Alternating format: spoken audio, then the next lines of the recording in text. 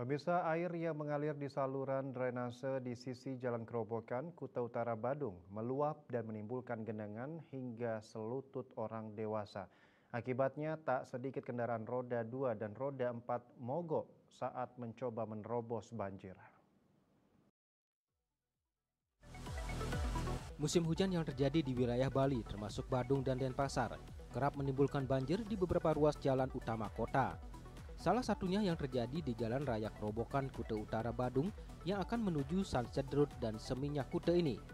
Banjir terlihat mengenangi seluruh badan jalan dan bahkan hingga masuk ke perkarangan warga.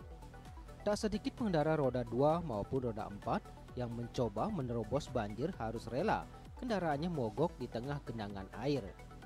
Sebagian pengendara juga tampak menepi menunggu hingga banjir surut.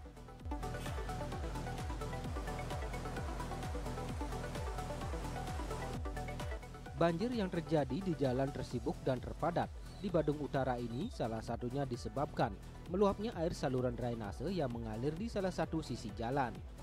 Meski terbilang cukup lebar, saluran drainase tidak sanggup menampung tingginya debit air yang ditimbulkan oleh hujan lebat sepanjang hari. Selain itu, sumbatan akibat sampah kiriman di beberapa titik got juga menjadi salah satu penghambat laju air hingga naik ke jalan. Banjir ini juga sempat menimbulkan kemacetan cukup panjang karena adanya penumpukan kendaraan di lokasi terjadinya banjir.